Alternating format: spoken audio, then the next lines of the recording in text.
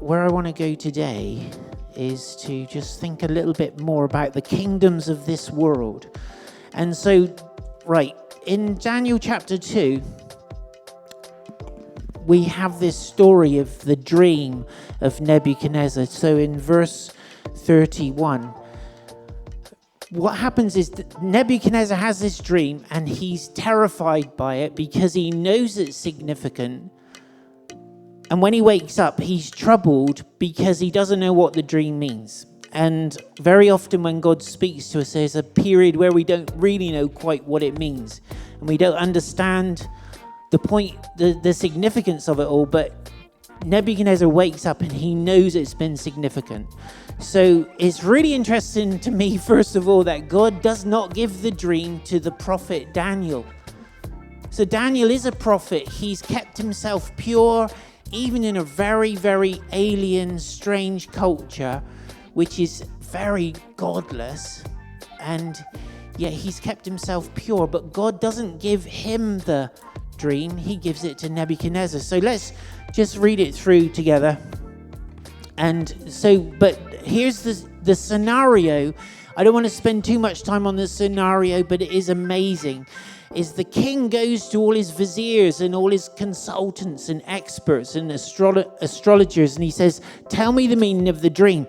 And they say, sure, tell us the dream, O king. And the king says, no, I'm not going to do that, because you can make up any story then and try and sell it to me that this is the answer to the dream. What you can do is, if you're real, you can tell me the dream yourselves. It's like we've just upped the stakes, haven't we? And just to kind of make it a little bit more intense, we're going to kill you if you don't tell me, or if you get it wrong. So you've got like 3 options. You can have a go, make it up, get it wrong, dead. You can refuse to do it, dead. Or you can have a go and get it right. So he's pretty smart, the king.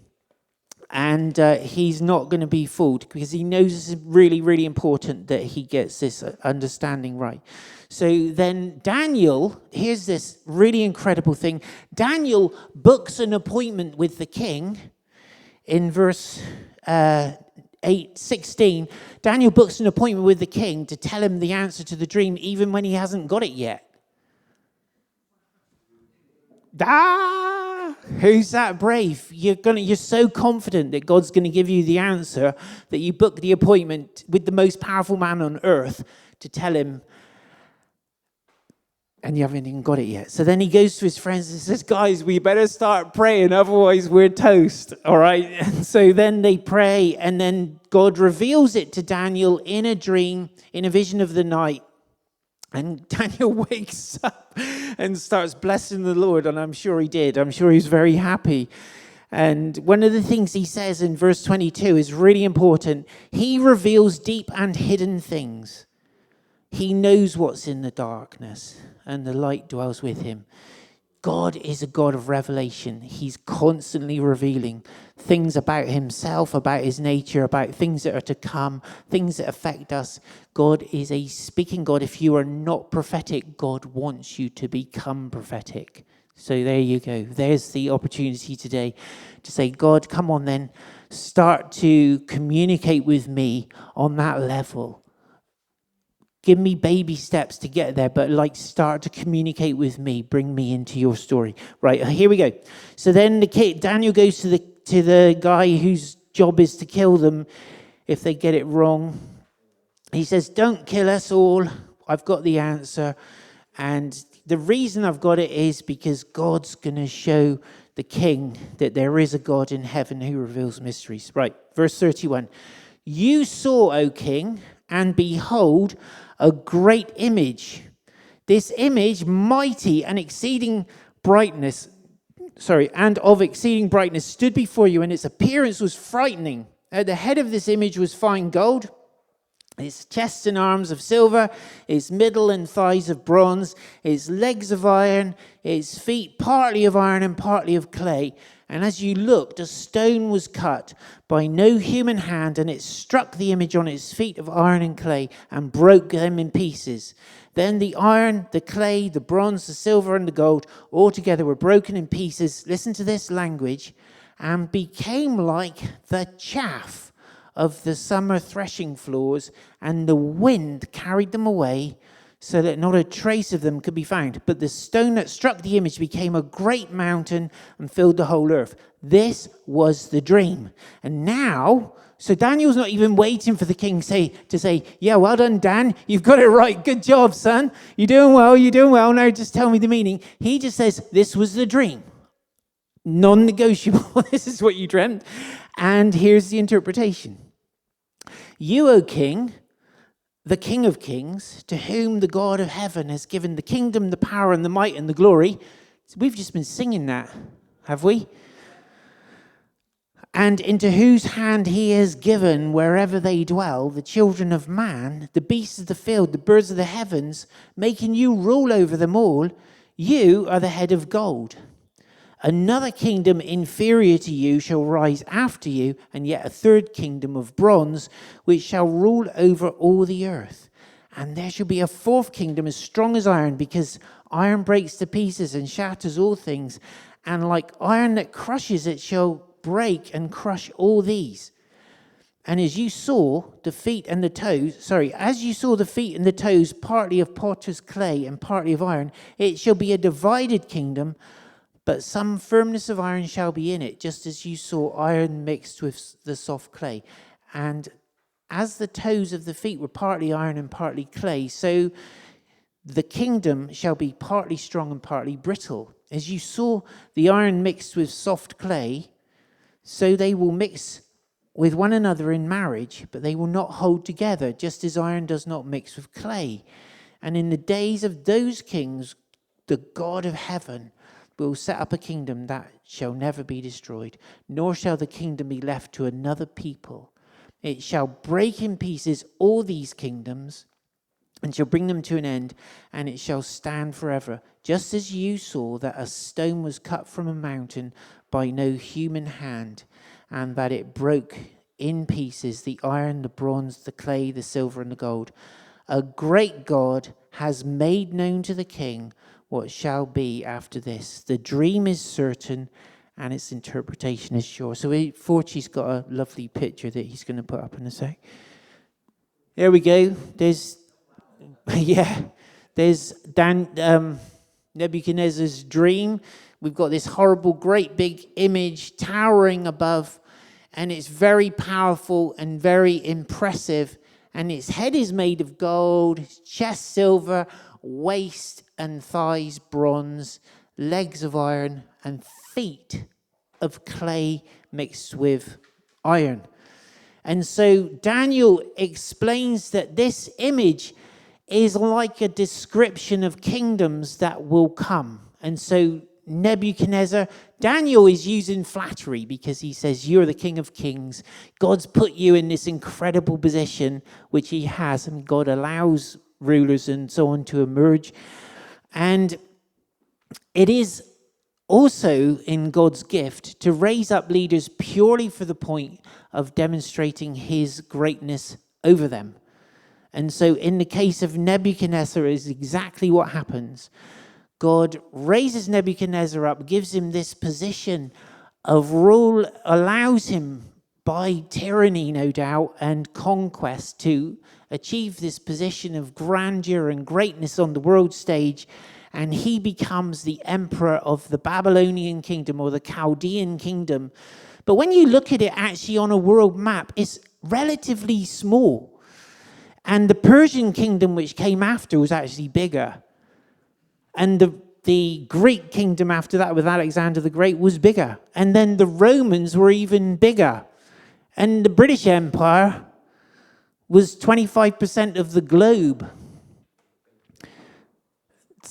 So what's interesting is that these kingdoms, they weren't getting smaller.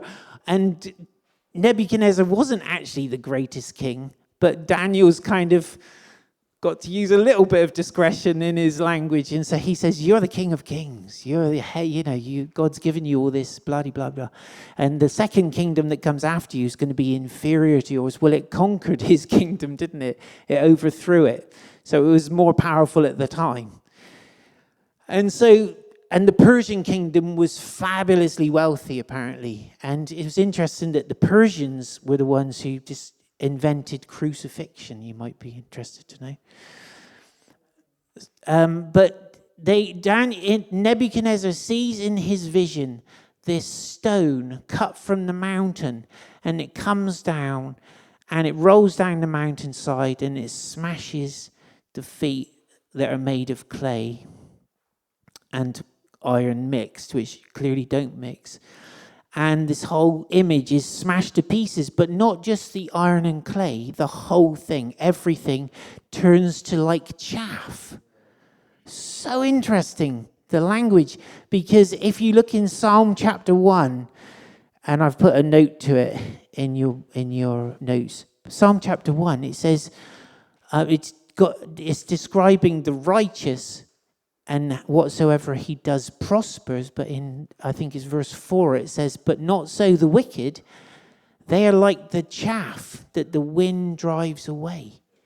And chaff, we know, we've talked about it. We know enough about farming to know that the chaff is of no value. It's of no consequence whatsoever. And so it gets blown away. Salom Dva. It gets blown away, and no one cares about it. And he says, these kingdoms, they're so mighty, they're so vast, and this image is so impressive, and it towers, and it's got everything to do with military power and empire. It's big, it's great, it's mighty, it's bright, it's somewhat glorious, but it's terrifying as well. And even for the king, as he's lying in his bed dreaming this dream, it's frightening. And these empires that rise up and dominate the earth are terrifying at the time. And you remember Daniel, the prophet, is just a young man who's been taken out of his homeland. He's been taken by a dictator, similar to the Ukrainian kids taken into Russia. He's been stripped of his identity. When a conquering empire takes you to be assimilated, you are stripped of your identity and your culture. It's really likely that Daniel was castrated and made into a eunuch, and that was brutal and barbaric when they did that practice. And he was taken because he was good looking, handsome and intelligent, and he was aristocracy, and he represented something. He was like a trophy of war, but also he was brought in to lift the IQ level of the court of the king. And yet here he is, and he's literally got no rights whatsoever, and yet he's addressing the greatest, most powerful man on the earth at the time. Isn't that incredible? And he's bringing him face to face with a revelation of the nature of God. And so anyway, the king and Daniel, and they understand this. And the king, verse 46, it says, King Nebuchadnezzar fell on his face and paid homage to Daniel and commanded that an offering of incense be offered up to him. And the king answered and said to Daniel, truly your God is God of gods and Lord of kings and a revealer of mystery, for you have been able to reveal this mystery. And the king gave Daniel high honors and many gifts and made him ruler over the whole province of Babylon and chief prefect over all the wise men of Babylon. And Daniel got his friends promoted as well, which is always good. Remember your friends. But here's the thing. The Roman Empire, which is the legs of iron, became so powerful that it even reached Weymouth and Dorchester. Has everyone heard of Durnovaria? The Roman name for Dorchester, isn't it? Blandford Forum, Sherborne, they're all like Roman cities that became taken over by the Romans. And they lived here, they went home again, but they left their culture behind. And so Rome was phenomenally powerful. But here's the thing. So I want to just now jump into John chapter 19 and to see something which is the most extraordinary thing that we've just been celebrating here at Holy Communion. So the devil launched his pilot scheme. Lol, sorry, that's a joke. It's not a very good one. To take down Jesus. And Jesus is brought before the representative of the Roman Empire. So all the strength and all the muscle, all the wealth, all the military power of Rome was condensed into one man, Pilate, and he was the man before whom Jesus was brought to stand trial. Yeah? We know the story, don't we? So Jesus says to Pilate in chapter 18, because Pilate is saying, "Are you a king?" and so on and so on. And Jesus answered, "My kingdom is not of this world. If my kingdom were of this world, my servants would have been fighting that I might not be delivered over to the Jews. But my kingdom is not from the world." And then Pilate said to him, "So you are a king?" And Jesus answered, "You say that I'm a king. For this purpose I was born, and for this purpose I've come into the world, to bear witness to the truth. Everyone who is of the truth listens to my voice." Pilate said to him, "What is truth?" This is really, really, really, really important that we understand this.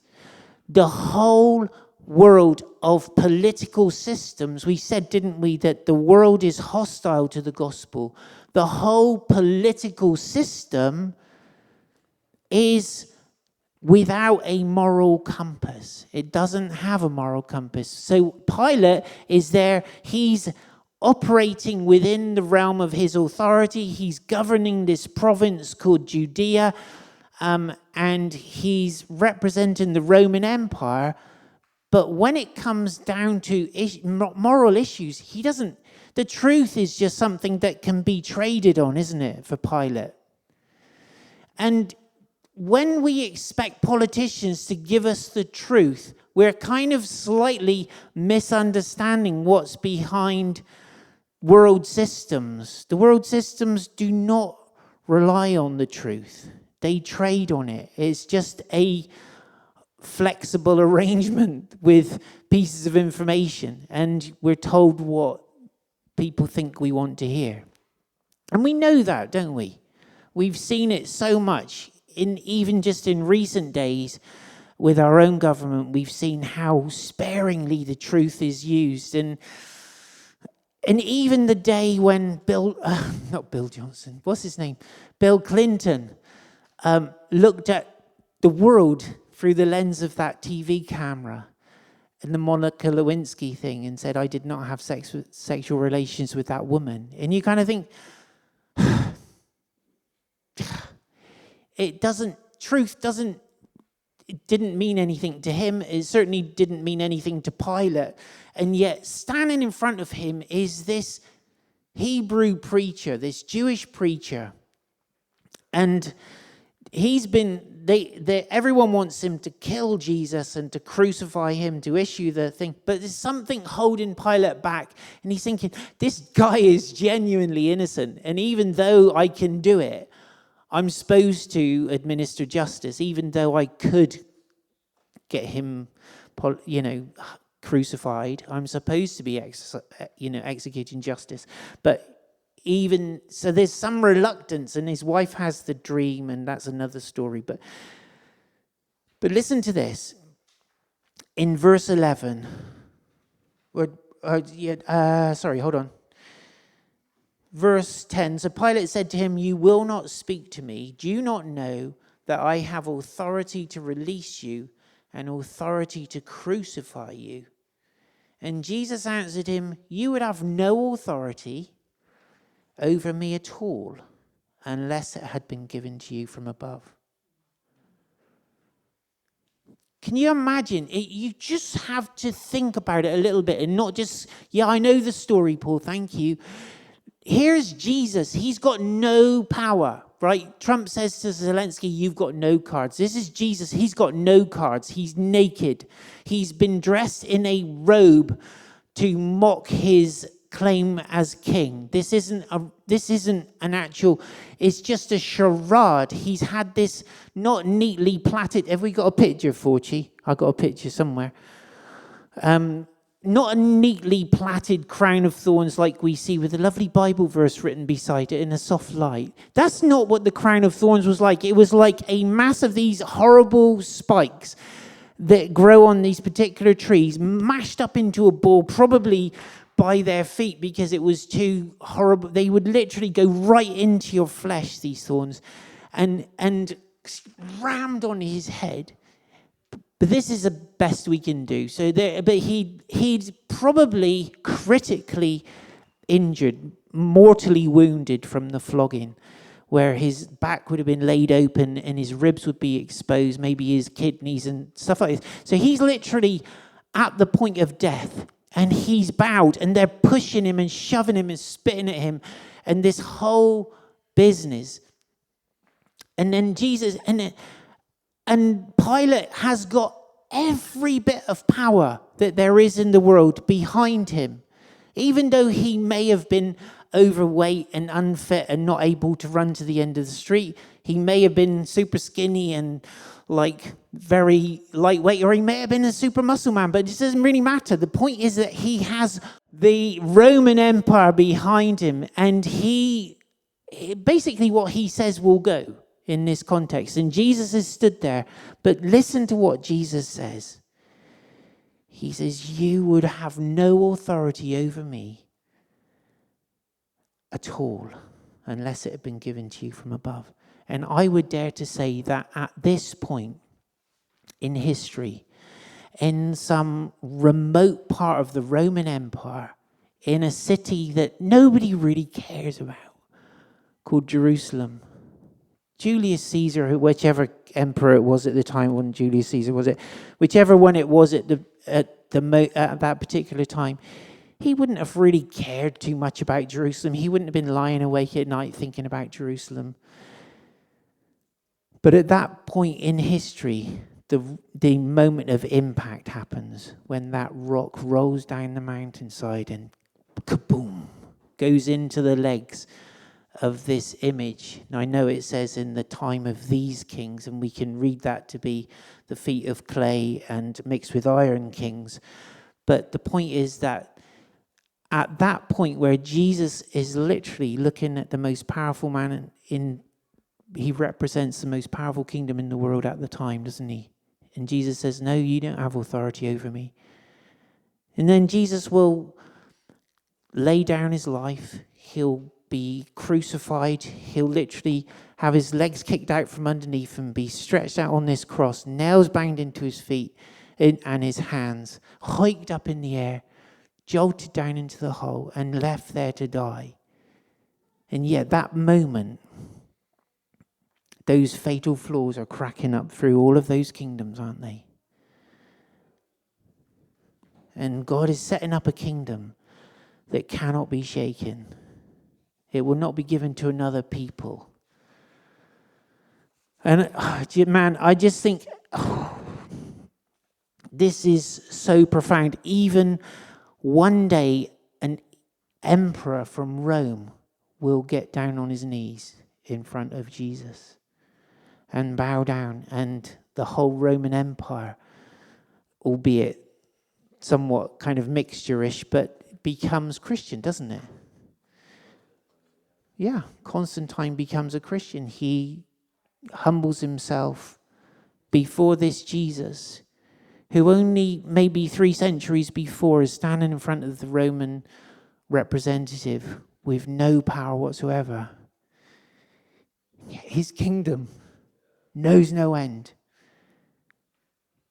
This rock that rolls down the mountainside smashes all these earthly kingdoms. If we go back to Psalm chapter 2, Psalm 2, verse 4, 4 to 30, it says, he who sits in the heavens laughs. The Lord holds them in derision. They don't want to come under Jesus. They don't want to accept the Messiah, and yet the one in heaven laughs. God in heaven laughs at all these kingdoms, all their strutting their fancy stuff. I was interested to know that at the height of the British Empire, if we had relative terms today, it would still be way below the wealth of the United States right now. It's incredible, isn't it? United States is so wealthy and so powerful, literally dominates the world. And it's got potential for good, as we've seen, potential for harm, as we've seen. But it's huge, it's colossal. But there will be a day when Mr. Trump, Bill Clinton, all the other presidents will stand before Jesus, if they haven't done already, some of them. I don't know quite how it works. And Mr. Trump will stand and be judged next alongside Ali Khamenei, won't he? Alongside you and me, alongside Hitler, Stalin, Mao Zedong. When we stand before the throne of Jesus, we have no earthly status at all. We're just human beings, and we're going to be judged on what we've done with Jesus. And it's just so, gosh, it's so important. It's so important for Ludmilla to know that one day Mr. Putin will stand before Jesus. It is my personal opinion that we will see him come down in the same kind of way that Saddam Hussein did, and be humiliated and be just all his pride stripped from him. I believe we will see that happen. But the point is that all of these kingdoms, so they are under the authority of the King of Kings. So when Daniel said to Nebuchadnezzar, you're the King of Kings, he was actually, it wasn't entirely true. Jesus is the King of Kings. In the Psalm 2 again, he says, regarding Jesus, the Father says, ask of me and I will make the nations your heritage and the ends of the earth your possession, and you will break them with a rod of iron and dash them in pieces like a potter's vessel.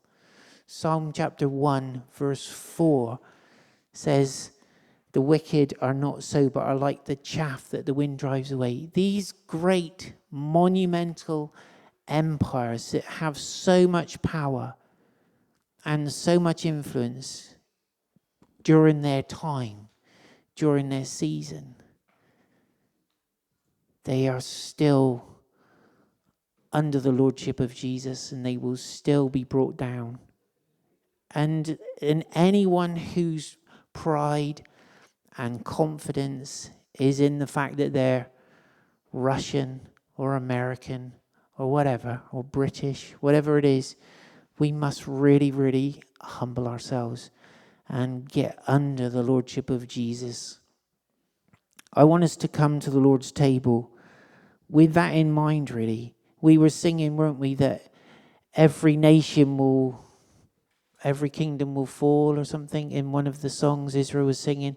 And then we were singing, I can't remember the last one, but the words were so powerful and so profound. And it's really important that we don't keep Jesus as the powerless, seemingly broken human being standing before Pilate. But we realize that that is him. But he's also the one who comes in the clouds in great power and glory to judge the quick and the dead, the living and the dead. So he is the one who brings down the haughty and raises the humble. He is the one who stood broken before Pilate, but who rules over the nations.